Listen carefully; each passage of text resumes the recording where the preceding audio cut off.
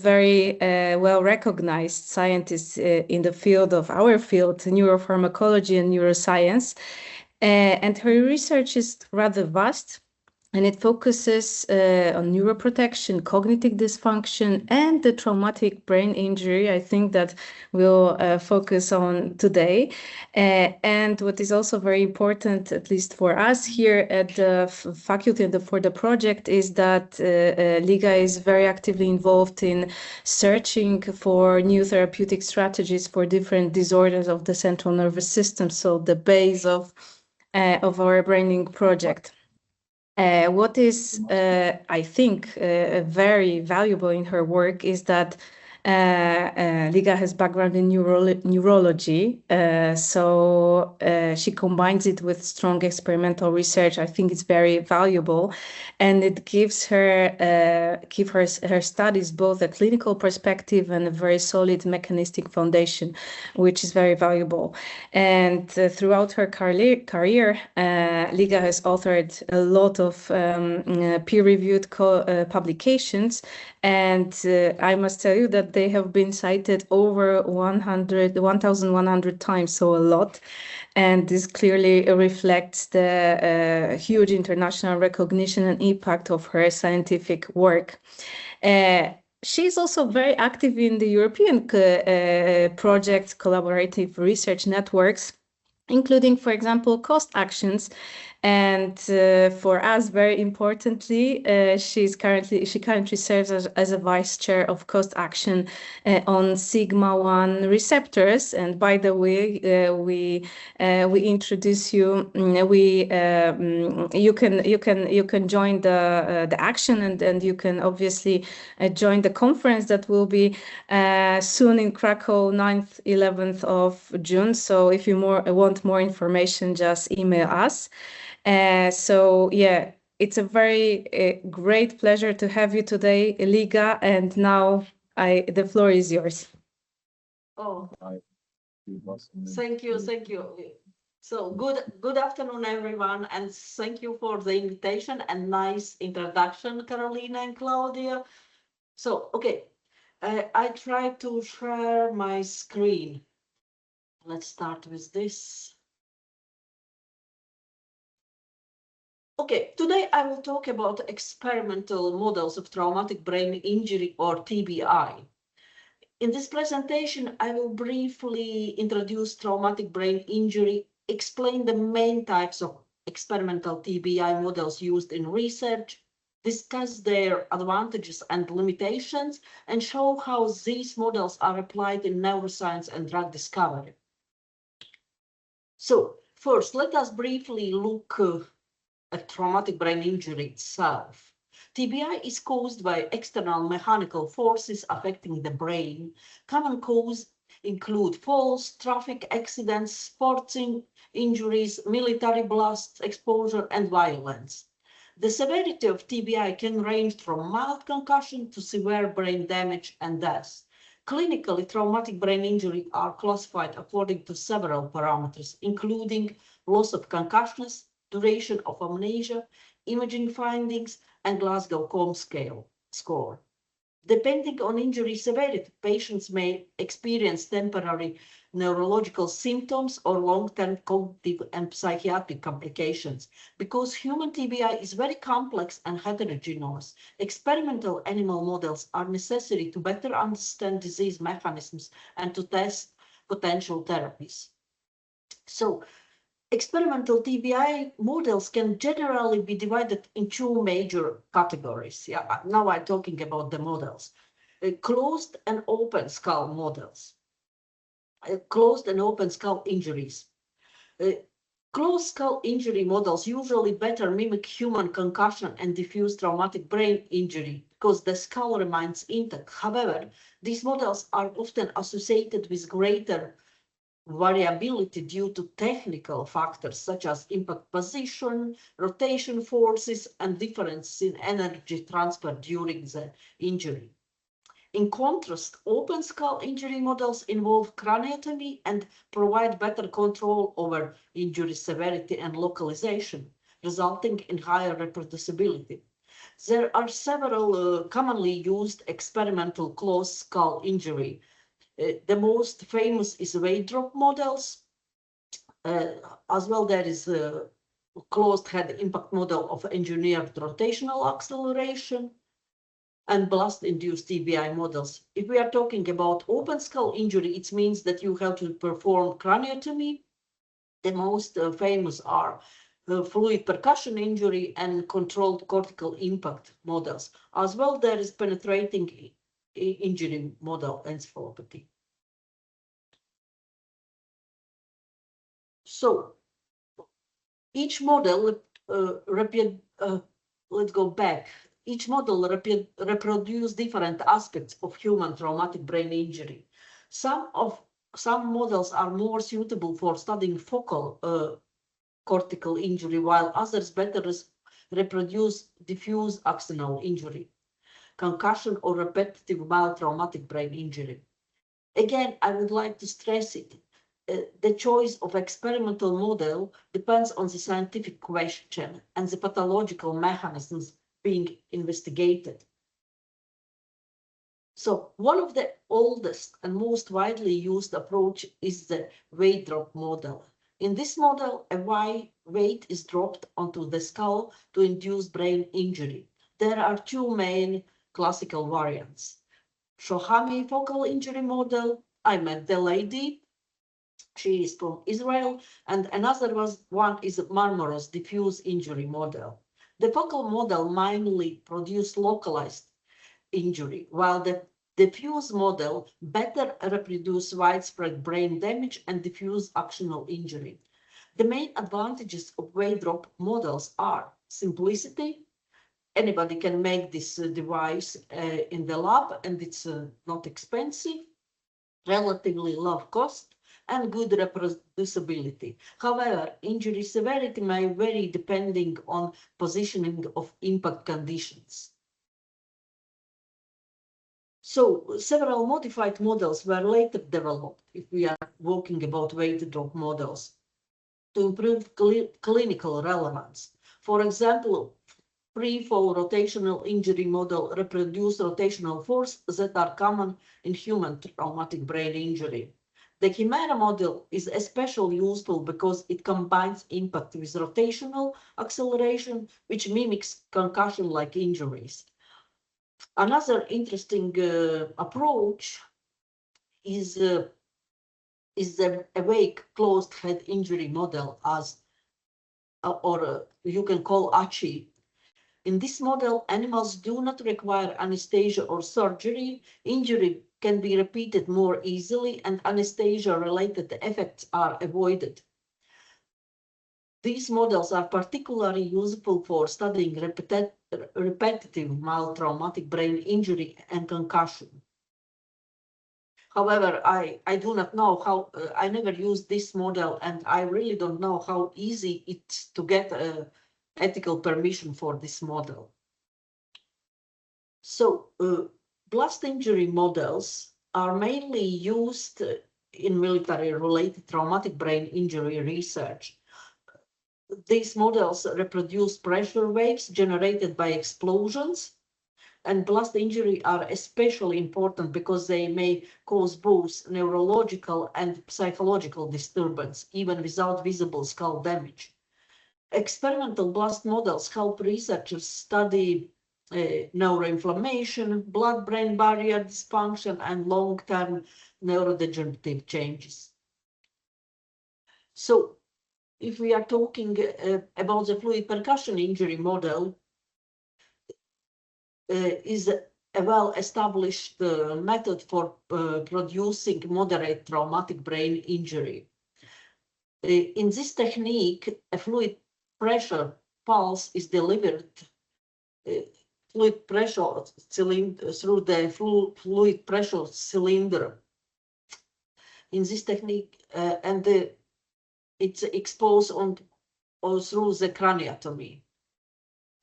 And there are two main variants. We are using lateral or central fluid percussion injury model. This model can reproduce diffuse injury, edema, axonal damage, and cognitive deficits.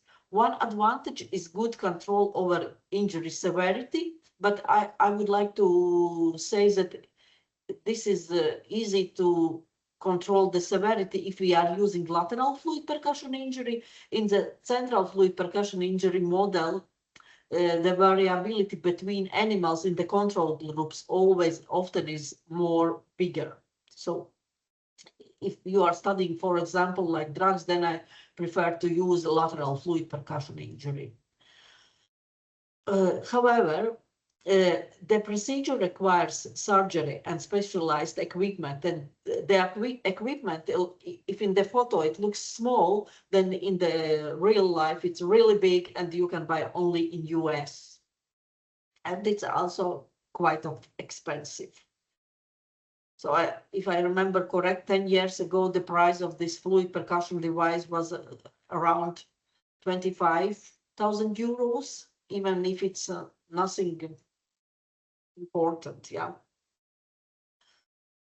So the control cortical impact model, or CC, is another commonly used experimental model.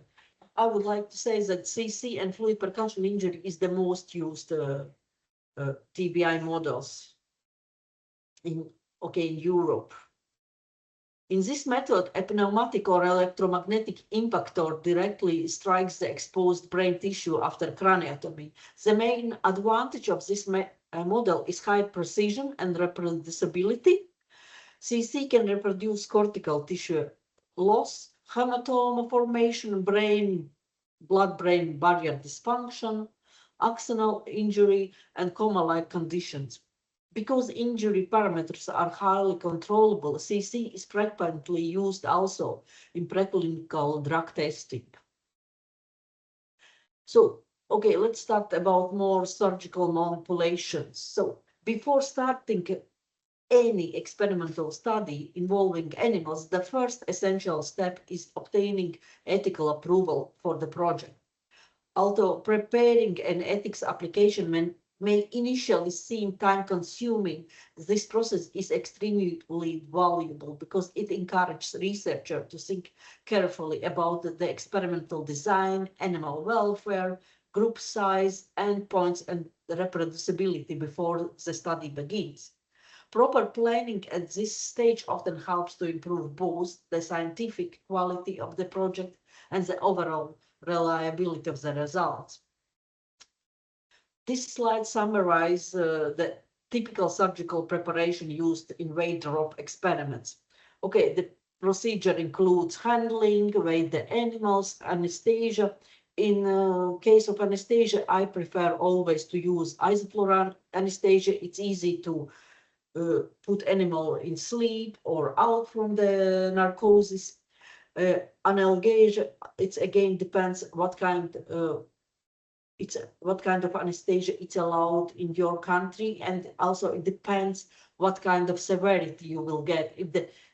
If the trauma is not severe, then you can use meloxicam, but in case severe or moderate trauma, you use always buprenorphine or tramadol. When an animal is asleep, you of course check all reflexes, and then you put the cream to protect the eye, trim the hair from the head, and disinfect it with alcohol. After, okay, the procedure is that you expose the skull and remove the periosteum. And after you removed periosteum, I suggest to use cotton with alcohol and clean the skull. So the surface of the skull will be dried immediately. And you can visualize the sagittal and coronal sutures of the exposed skull. And after you visualize the sutures, you can also point where to put the cone to induce injury. Okay, in the first you saw this Sahomi method. In the Sahomi method, we are using cone, and it's the diameter which is provided the energy to the skull always is smaller than in Marmaros test, as I said before. Therefore, in a Shohami model, the impact always are local. However, in Marmaros test, the impact always is diffuse. And after you, of course, allow weight to fall, and such you, if the force is kind of strong, enough strong, there could be respirations could stop, and therefore we always apply oxygen, extra oxygen without anesthesia.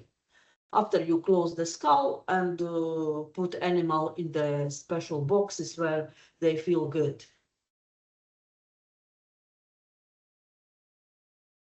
So for models such as CCI and FBI, craniotomy is required, and this involves carefully opening a portion of the skull without damaging the dura, which is exclusion criteria. What does it mean, exclusion criteria? It means if you touch dura or you rupture the dura with the drill, it means you have to exclude animal from the experimental group, because you can't compare animal with closed dura, put animals in the same group with closed dura or with open dura. The response, of course, will be different. The inflammation immediately will be higher in the group in animals where the dura is broken. So the size and location of craniotomy differ between species and experimental protocols. Of course, in the case of mice, it will be smaller, the area of craniotomy, than in rats. Yes, and in CCI model, you see, you just export you make craniotomy, and procedure takes approximately 10 till 15 minutes. In case of FPI, you have to add this on the top of craniotomy, the plastic, and then use that cement to add to make stable the plastic, so you can add the animal to the device, fluid percussion injury. This is the device how it looks for CCI. And this is the device of fluid percussion injury, as I showed it before. And there is also a device, the gray box, where you see with this box, you always can see the force of the impact, and you can also, therefore, it's very good that you can control how strong was the impact after each experiment. So after injury, animals are evaluated behaviorally and neurologically immediately. And I mean immediately after injury, you can collect different kind of data. For example, you can check the duration of apnea. You can, and I suggest to put it like maximum 30 minutes, not more, because 30 seconds, sorry, of course, 30 minutes apnea, it means that, yeah.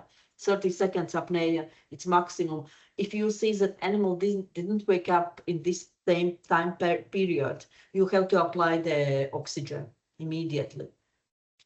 After, you can check for duration of loss of writing reflex. You can check maybe the animals get some kind of seizures. And if you put this all information together, it will be valuable after, if you, especially in case if you are using like treatment, and then you can compare, is there after treatment the same severity like in a control group or not. So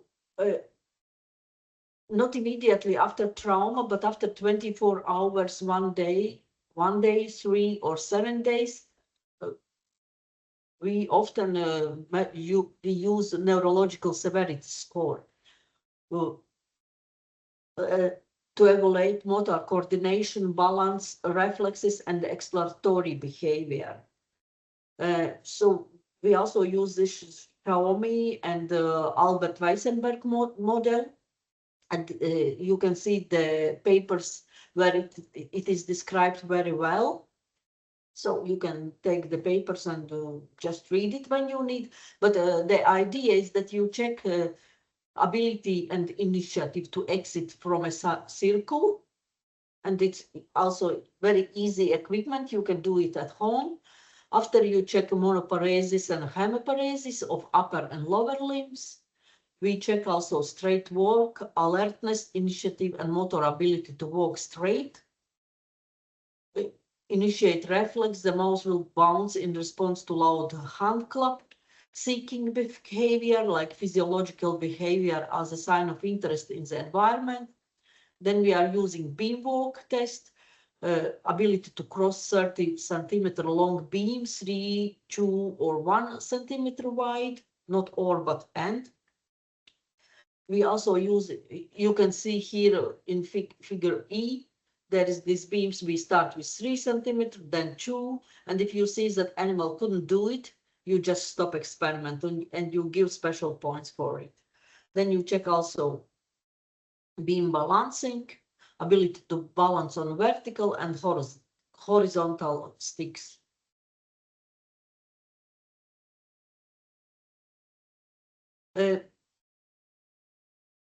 Besides behavior, additional behavior tests also could be included, but it depends on your scientific question. So you can use rotor tests, you can use open field test, or memory tests. I didn't suggest to do memory tests after 1 or 3 days because you will not see any normal response of memory. And in our case, we observed that memory impairment always start after 3-6 months after trauma, not immediately. But again, it depends how severe is the traumatic brain injury. Additional evaluation, beside behavior analysis, several laboratory methods are used to evaluate brain injury, and this include histology, immunohistology, and measurement of cerebral edema. Researchers can also study neuroinflammation, neuronal death, axonal degeneration, or blood-brain barrier disruption. Combining behavior and molecular approaches provides a more complete understanding of traumatic brain injury and pathology.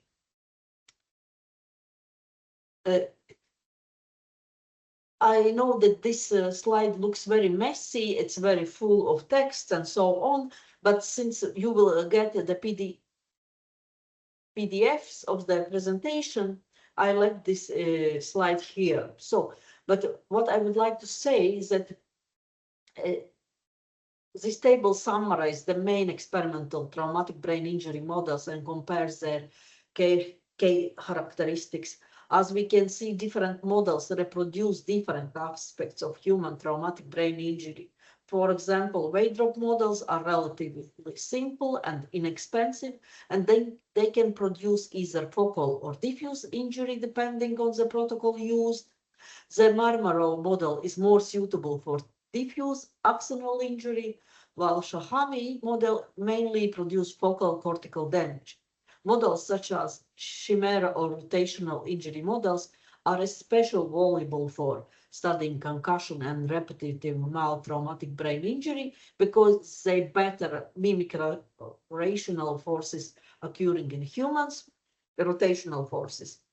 Blast injury models are important for military-related neurotrauma research, particularly for studying neuroinflammation and long-term consequences of blast exposure. Fluid percussion injury and controlled cortical impact models are among the most standardized and reproducible methods. The controlled cortical impact model is particularly useful in preclinical drug development because injury severity can be precisely controlled. At the same point, these models also have limitations. For example, some require invasive surgery, some have highly variability, and